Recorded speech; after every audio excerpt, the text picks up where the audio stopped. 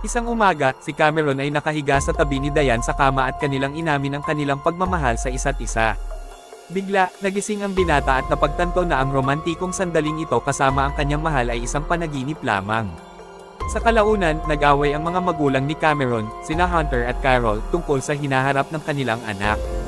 Naniniwala si Hunter na panahon na para magdesisyon si Cameron ukol sa kanyang mga plano sa hinaharap, habang humihiling si Carol na huwag masyadong bigyang pagkakataon ang kanilang anak. Sa ice cream parlor kung saan nagtatrabaho si Cameron, pinagalitan siya ng assistant manager na si Lenny dahil sa pagiging huli at inutusan siyang isara ang parlor sa gabing iyon. Sinubukan ni Cameron na ipaliwanag na may date siya kay Diane sa gabing iyon, ngunit hindi naniwala si Lenny na makakapag-date ang isang lalaki sa isang napakagandang babae. Samantala, may isang misteryosong babae na lumitaw sa bahay ng kapitbahay. Sa parehong araw, nagalit si Liz, isang katrabaho ni Cameron, na siya ang magbibigay tapos sa kape sa gabi, at hindi rin siya naniniwala sa date ni Cameron kay Diane. Ipinaliwanag ni Cameron na magkaibigan na sila ni Diane sa loob ng maraming taon at siya ang kauna-unahang tao na kanyang kinontak nang bumalik ito sa lungsod mula sa kolehiyo. Pagkatapos ng trabaho, pumunta si Cameron sa bahay ni Diane, kung saan nakita niya itong nagbababad sa ilalim ng araw na nakabikini. Bigla, lumitaw ang mga bully na sina Chad at Jason, inaakusahan ng binata na spying kay Diane at lihim na kinukunan siya ng larawan. Itinapon nila ang telepono ni Cameron sa kalsada. Lumabas si Diane upang marinig ang ingay, at siniguro ni Cameron sa kanya na hindi siya nag-spy sa kanya upang patunayan ito, ngunit ang kanyang telepono ay nadaganan ng sasakyan. Naniniwala si Diane sa kanya at inutusan ng mga bully na umalis, saka sila umalis ni Cameron. Sa gabi, aksidenteng nakita ni Cameron ang kanyang kapitbahay na si Victoria na naghubad sa bintana, ngunit agad siyang napansin nito at pinilit siyang magtago. Habang kumakain, sinabi ni Hunter na hindi siya bibili ng bagong telepono para sa kanyang anak dahil kailangan nitong lumaban sa mga bully. Biglang umulan ang doorbell, at natakot si Cameron nang makita ang kapitbahay niyang si Victoria, ngunit nang mabanggit niya ito nang nahihiya sa pag-open ng pinto, si Diane lang ang nasa threshold. Pumunta sila sa pizzeria para kumain, kung saan humingi ng paumanhin si Diane dahil naiwang walang telepono si Cameron. Nang makita ni Cameron ang kanyang kaibigan na si Martin, tinawag niya ito, kahit na humiling si Diane na huwag. Si Martin, na nakita si Diane, ay tila nahihiya at umalis. Sa daan pauwi, sa wakas ay inamin ni Diane ang dahilan. Lumabas na si Martin ay nakipaghiwalay sa kanya sa prom sa hindi malaman na dahilan. Labis na nagulat si Cameron at sinabing hindi siya kailanman hihiwalay mula sa isang napakagandang babae. Nang maalala ni Diane ang gabi na bisita si Cameron sa kanya, at nag-inom sila ng alak ng kanyang ama. Sinabi niyang nais niya sanang sabihin sa kanya ang isang bagay na hindi niya kailanman nasabi sa sinuman, ngunit nakatulog siya. Bigla, muling nakita ni Cameron si Victoria, at dahil dito, mabilis siyang umuwi. Nang makabalik siya sa kanyang silid, agad na lumitaw si Victoria sa likod niya.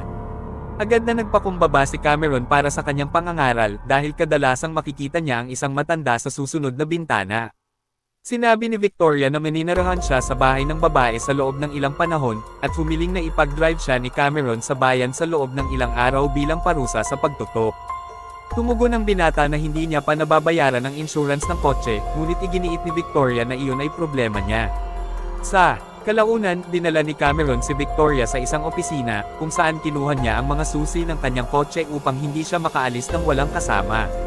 Pinayagan si Victoria ng gwardya, at si Cameron ay naghintay sa labas ng kalahating oras bago siya bumalik sa loob ng opisina. Biglang may humahagulgol na gwardya na tumatakbo palabas at humihingi ng tulong. Agad na bumalik si Cameron sa kanyang sasakyan, nagulat nang makita ang pag-atake ni Victoria sa gwardya at pinatay ito sa malamig na dugo. Napagtanto niyang si Victoria ay isang vampira. Sinabi niya na kailangan niyang ipag-drive siya upang siya ay makaligtas, at hinalikan siya ni Victoria bilang pamamaalam. Kinabukasan, napansin ni Hunter ang dugo sa kotse, at ang oras na dumating si Victoria, ipinaliwanag niya na ito ay dugo ng USA na biglang tumakbo sa kalsada. Idinagdag din ni Victoria na siya ang magbabayad para sa insurance ng kotse ni Cameron kung siya ang magdadala sa kanya sa paligid. Walang nakitang mali si Hunter dito, na nagdulot ng pagkabigo kay Cameron. Sa kalaunan, inamin ni Martin na nakipaghiwalay siya kay Diane sa prom dahil hindi niya alam kung paano pakitunguhan ang isang magandang babae. Humiling pa siya kay Cameron na kumbensihin si Diane na bigyan siya ng isa pang pagkakataon. Sa gabing iyon, naghihintay si Cameron sa kotse habang pumasok si Victoria sa gusali. Ilang minuto ang lumipas, isang walang buhay na katawan ng tao ang nahulog mismo sa sasakyan. Sa lalong madaling panahon, bumalik si Victoria, sabik na nilalanggam ang dugo, at si Cameron ay naghuhugas ng dugo sa sasakyan sa daan pauwi. Ilang oras ang lumipas, biglang nagpakita ang vampira sa kama katabi si Cameron at nagpasya siyang ipaalam ang dahilan ng kanyang pagdating sa lungsod. Lumabas na siya ay 247 taong gulang na, at noong 1890, pinatay ng isang kaaway na klan ng vampira ang kanyang kasintahan dahil tumanggi itong sumama sa kanila. Sa nakaraang 100 taon, karamihan sa mga kaaway na vampira ay lumipat sa Amerika, at ngayon, si Victoria ay naghahanap sa kanila upang maghayganti at patayin ang lahat ng mga ito. Si Cameron ay nakahinga ng maluwag nang malaman niyang ang kanyang kapitbahay ay nagnanasa lamang na pumatay ng mga vampira, hindi tao. Kinabukasan, humiling si Martin kay Cameron na samahan siya sa isang date kasama si Diane dahil siya ay labis na kinakabahan. Ilang sandali ang nakalipas, nagulat si Lenny nang makita si Cameron at Diane na masayang nag-uusap. Sa gabi, sinabi ni Victoria na sa araw na ito ay wawasakin niya ang isa sa mga huling kaaway, pagkatapos ay kailangan niyang hanapin ang kanilang masamang leader na pumatay sa kanyang minamahal. Sa kabila ng utos ni Victoria na manatili sa kotse, sinamahan siya ni Cameron sa gusali. Doon, nakatagpo sila ng isang kaaway na nagbabaril ng ilang beses, at nahulog si Cameron sa sahig. Mabilis na umatake si Victoria sa kaaway at tinapos siya sa pamamagitan ng malupit na pagkagat sa kanyang leeg. Matapos iyon, bumangon si Cameron at inamin sa kanyang kasama na hindi siya nasaktan at nahulog lamang siya sa sahig upang pag-distraction sa kaaway. Bago maghiwalay, humiling si Cameron kay Victoria na dumalo sa date ni Martin at Diane upang magkaisa siya sa kanila. Kinabukasan, inimbitahan ni Liz si Cameron na manood sa kanyang kaibigan na mag-perform sa isang banda sa gabi, ngunit siya ay magalang na tumangi. Sa kanilang date, binasag ni Cameron ang awkward na katahimikan sa pamamagitan ng pagsasabi na talagang nais ni Martin na maglaro ng baseball ng propesyonal. Sa sandaling umalis si Diane sa banyo, nagpakita si Victoria at tinawag si Cameron na lumabas kasama siya. Ipinahayag ni Cameron kay Victoria na siya ay labis na umiibig kay Diane sa loob ng ilang taon, kagaya ni Martin. Ipinaliwanag ni Cameron na partikular siyang nais na magtagal si Diane kasama si Martin upang finalmente ay makilala niya kung gaano siya katamad. Sa gabi, ipinakita ni Cameron kay Victoria ang mga bully na palaging nang-aapi sa kanya. Sinasadyang pinapakita ng babae si Chad upang suntukin si Cameron at pagkatapos ay nagturo sa kanya ng ilang malalakas na sipa upang matuto siyang ipagtanggol ang kanyang sarili. Matapos nito, naglakad si Cameron patungo kay Chad at tinamaan siya ng malakas sa mga tadyang na nagdulot ng kirot sa kanyang katawan. Sa wakas ay pumayag ang mga bully na iwanan si Cameron. Sa sasakyan, nagreklamo si Cameron ng matinding sakit sa kanyang pulso matapos ang suntok. Pagkatapos, nagbigay si Victoria sa kanya ng likido mula sa isang maliit na bote. Ipinahayag ng vampira na ito ay kanyang dugo na mabilis na magpapagaling sa kanyang mga sugat, ngunit hindi siya gagawing vampira. Sa gabi, habang si Cameron ay nangangarap kay Diane, nagpakita si Victoria sa kanyang kama at nagsimulang halikan siya ng masigasig upang posirain si Diane sa mga ito. Bigla namang tumawid sa kwarto si Hunter, ngunit agad na umalis matapos makita ang nangyayari sa kama. Gayunpaman, pinigilan pa rin ni Cameron ang vampira, ayaw niyang lokohin si Diane, umaasang makakamit ang kanyang damdamin mula sa kanya. Sa umaga, ngumiti si Hunter sa kanyang anak na may pagkakaunawa sa hapagkainan. Sa kalaunan, inamin ni Martin sa kanyang kaibigan na ang date kahapon pagkatapos nitong umalis ay talagang nakakapanghinayang, at sumagot si Cameron na marahil ay hindi siya magtatagumpay kay Diane. Samantala, pumasok si Victoria sa tindahan ng damit kung saan nagtatrabaho si Diane. Ipinahayag ni Cameron kay Liz ang kanyang komplikadong relasyon sa mga babae, at sa wakas ay pumayag na manood sa performance ng banda ng kanyang kaibigan sa gabing iyon. Sa gabi, ibinigay ni Hunter sa kanyang anak ang isang pack ng chewing gum. Sa kanyang daraanan patungo sa performance, biglang napansin ni Cameron si Diane na pumapasok sa bahay ng kanyang kapitbahay. Agad siyang nagbago ng isip tungkol sa pagpunta at nagmadaling umuwi. Samantala, hindi makapaghintay si Liz sa kanya sa venue ng concert. Labis na naiinggit si Cameron nang makita niyang naghalikan sina Diane at Victoria mula sa bintana ng kanyang bahay, at pagkatapos ay pinatay nila ang ilaw at umakyat sa kama. Sa umaga, nakita ni Cameron si Diane na umalis sa bahay ng kanyang kapitbahay, at lumabas si Victoria kasunod niya at tinanong siya ng may ngiti kung nagustuhan ba niya ang palabas. Labis na nagalit si Cameron at sinabi niyang tumatanggi siyang makipagtulungan sa kanya, ngunit biglang hinawakan siya ng vampira sa kwelyo at idinikdik na tiyak na tapusin nila ang misyon ng magkasama.